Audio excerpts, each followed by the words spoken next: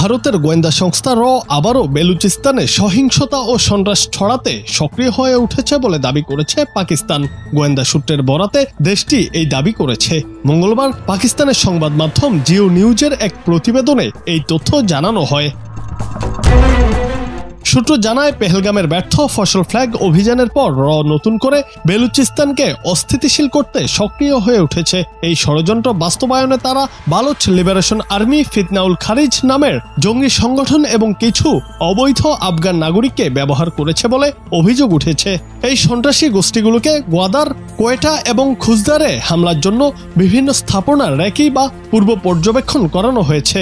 তারা সাধারণত গাড়ি বা মোটরসাইকেল ব্যবহার করে আত্মঘাতী হামলা চালানোর প্রস্তুতি নিচ্ছে।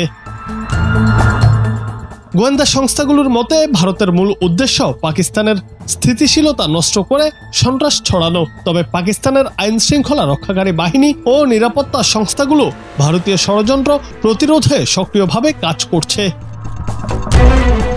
সূত্র আরও জানায়, বেলুচিস্তানে চলমান সন্ত্রাসবাদ ভারতের প্রত্যক্ষ পৃষ্ঠপোষকতায় হচ্ছে এবং এর পেছনে বিদেশি হাত থাকার প্রমাণ স্পষ্ট।